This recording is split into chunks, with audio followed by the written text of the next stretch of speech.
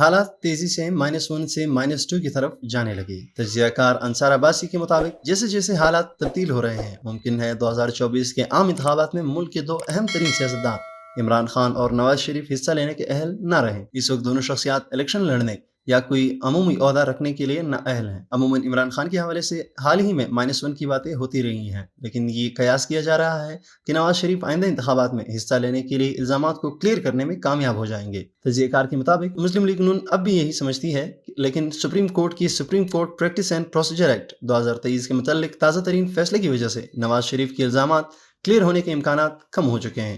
Supreme court نے اگرچہ اس act کو برقرار رکھا ہے، لیکن عدالت نے سیکشن 5 کے ذیلی دفعہ 2 کی توثیق نہیں کی، جس میں اپیل کا حق دیا گیا تھا۔ مذکورہ ذیلی دفعہ کو آئین کی خلاف ورزی قرار دیا گیا تھا۔ انصار عباسی کے مطابق ریٹرو اسپیکٹیو اپیل کا حق ختم ہونے کے نتیجے میں نواز شریف اپنی تاحیات نااہلی کے خلاف اپنی اپیل دائر نہیں کر پائیں گے۔ سیکشن 5 کے ذیلی سیکشن 2 کو عدالت عظمیٰ کی طرف سے ختم کیے جانے کے بعد نون لیگ اب ایک اور متنازع قانون الیکشن ایکٹ 2017 پر انحصار کر رہی ہے۔ اس قانون میں PDM کی حکومت کے دوران ترمیم کی گئی تھی۔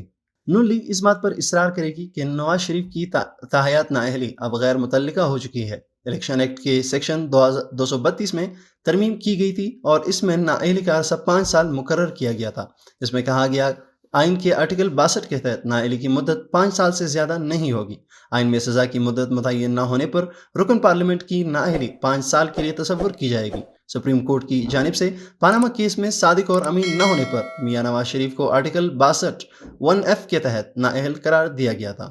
نون لیگ کی رائے ہے کہ الیکشن ایکٹ میں ترمیم نواز شریف کو فائدہ دے گی اور انہیں سپریم کورٹ سے رجوع کرنے کی بھی ضرورت نہیں ہوگی، کیونکہ وہ اپنی نااہلی کو 5 سالہ مدت پوری کر چکے ہیں۔ تاہم دیگر لوگوں بشمول ماہرین قانون کا اصرار ہے کہ آئینی ترمیم میں یا سپریم کورٹ کے فیصلے کے بغیر نواز شریف کی تاحیات نااہلی قانون میں ترمیم کی بنیاد پر 5 سال تک کم نہیں کی جا سکتی۔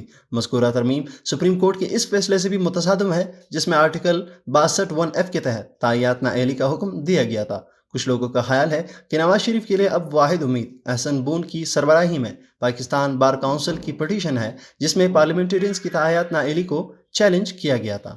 نواز شریف اپنی 4 سالہ جلا وطنی کے بعد 21 اکتوبر کو پاکستان واپس آ رہے ہیں۔ نون لیگ کے قائد بحیثیت مجرم واپس آ رہے ہیں، جنہیں اگر حفاظتی ضمانت نہ ملی تو کرپشن کے 2 مقدمات ایون فیلڈ اور العزیزیہ میں اضافی سزاؤں کی وجہ سے انہیں ایئرپورٹ سے ہی جیل جانا پڑے گا۔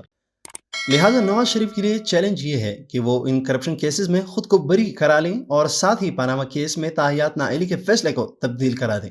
دوسری جانب عمران خان کی توشہ کیس میں مجرم قرار دے کر 3 سال قید کی سزا سنائی گئی۔ ان کی سزا اگرچہ معطل ہو چکی ہے، لیکن ان کی سزا کی وجہ سے وہ 5 سال کے لیے الیکشن میں حصہ لینے کے لیے نااہل ہو چکے ہیں۔ تحریک انصاف نے ان کی سزا کے خلاف اسلام آباد ہائی کورٹ میں اپیل دائر کر رکھی ہے اور عموماً ایسی سزاؤں کے خلاف اپیلوں کی جلد سماعت نہیں ہوتی۔ اس کے علاوہ عمران خان جو اب تک جیل میں ہیں، سائفر کیس کے مقدمے کا سامنا کر رہے ہیں۔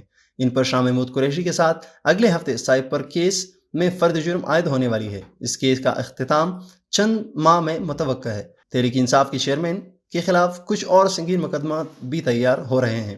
وزیر اعظم انوار الحق کاکڑ نے کہا ہے کہ نواز شریف، عمران خان، آصف علی زرداری سمیت تمام افراد قانونی راستہ اپنائیں، ہر ایک کو مقدمات کے لیے قانونی سہولت ملے گی، کسی کے لیے کوئی نرم گوشہ نہیں۔ ڈیل کیسے ہو سکتی ہے؟ انہوں نے کہا کہ وقت پر انتخابات کرانے کی تیاریاں مکمل ہیں، جنوری میں الیکشن سے متعلق مطمئن ہوں۔ بلوچستان میں سیکیورٹی اور گورننس جیسے چیلنجز کا سامنا ہے۔ پاک بھارت تعلقات میں بہتری کا فی الحال کوئی امکان نہیں ہے۔